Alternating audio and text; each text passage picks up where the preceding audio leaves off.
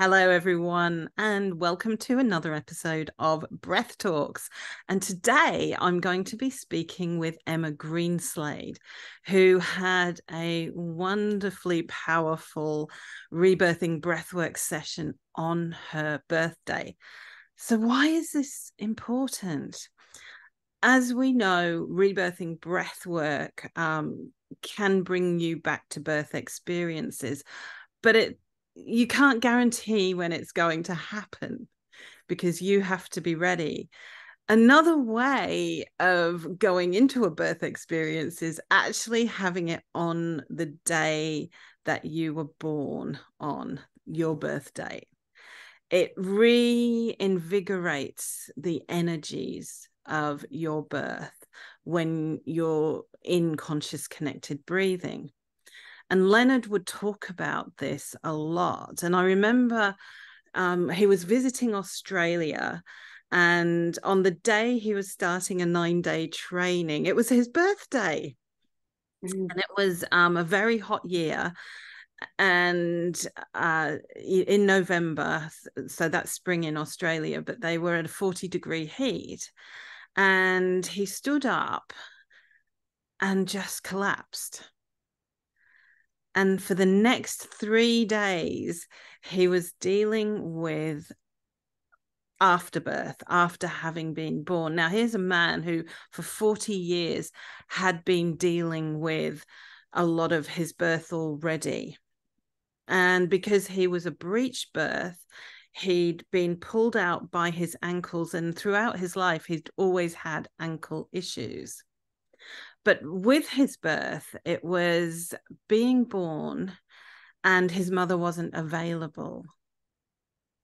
And he was longing this loving touch of a nurturing mother. And so when we're born, it's like we've gone through this trauma and we've arrived and we have no idea what just happened to us. And he explains it as 3 days of getting through this complete whole body anxiety that he was in fear. And he was completely non-functional.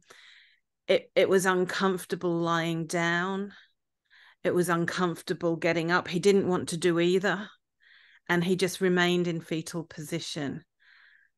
Now, he says that he had watched a very powerful video of a breech birth, a few weeks before this. And maybe that was the setup in his unconscious that brought it out on his birthday, because he was with a group of lovingly supportive people that he could go through it. And this is what's needed, Emma, isn't it? When we experience a rebirth, we have to know that we are supported and safe, because coming into the world feels unsafe. So Emma had a rebirth on her birthday just recently. Tell us about it. Oh my goodness, it was magical. I have not done any rebirthing, Ciara, even though I'm a breath worker. And so I had no idea what to expect. And so I just wanted to say, you did make me feel safe. You put me at ease before we began. I was kind of, just, and all the way down, I'd been saying, right, surrender, surrender, surrender, and be in allowance of what was going to happen. And so with all the different things that happened through the breathe, um I've never experienced anything like it. And as you were just talking about the whole body anxiety that Leonard experienced, I was like, oh, that's kind of how I felt when I had that full body tetany. and Yes. and knowing actually when I came into the world, I was not safe. So So you were incredibly brave. Can I just say this? Because you hadn't experienced tetany before, had you? never. And so you got the full Shazam. You had it as birth, fear, Yeah. and anxiety. And Leonard talked about this complete anxiety he had, and he knew it would go away eventually, and he just had to endure it at that moment. And most people don't want that.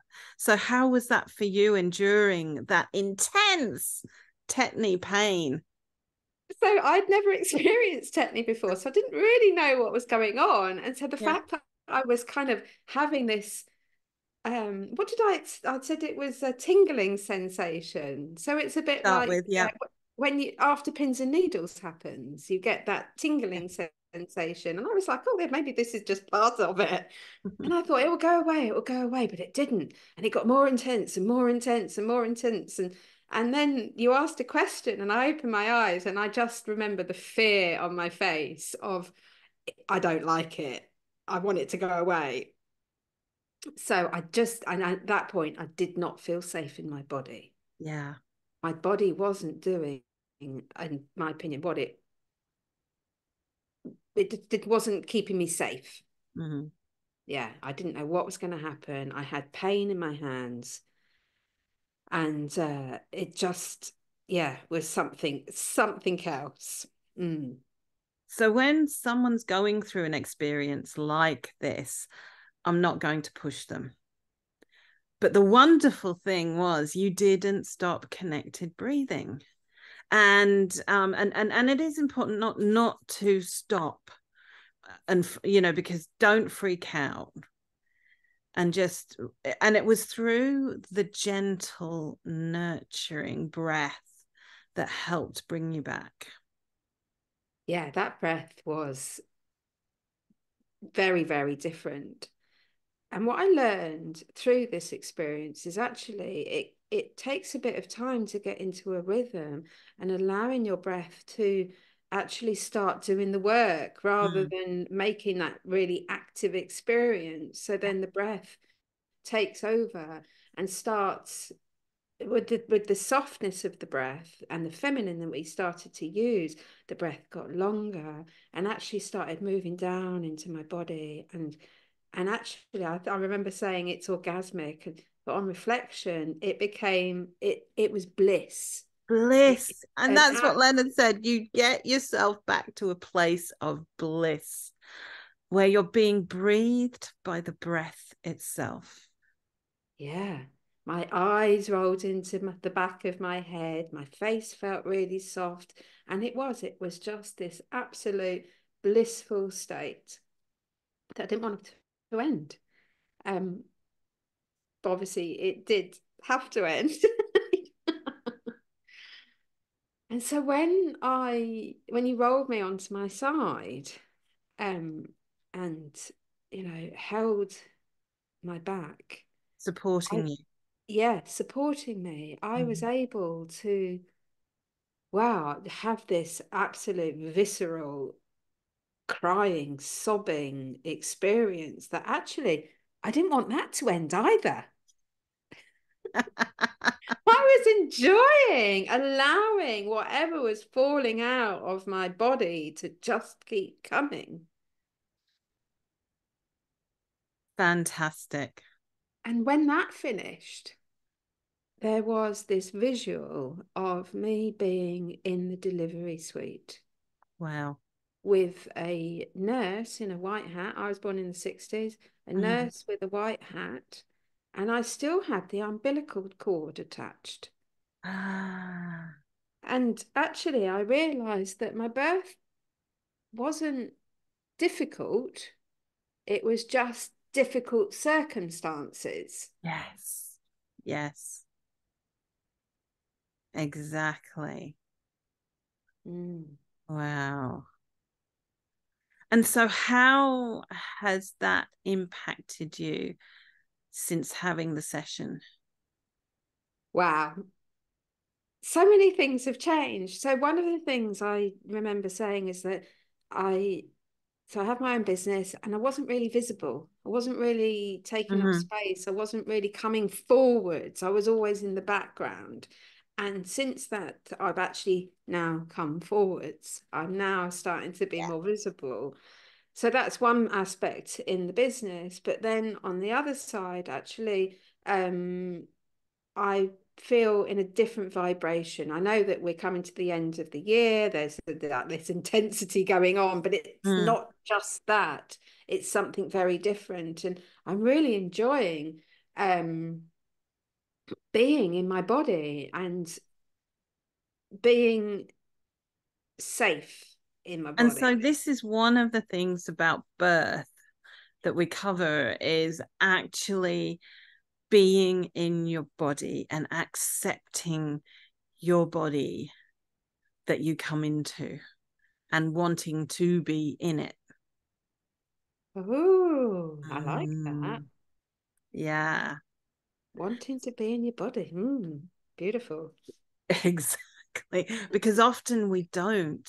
And it's like we never fully incarnate into our body if we've gone through this trauma that we can't remember, but our body remembers it too. Yes. Yeah.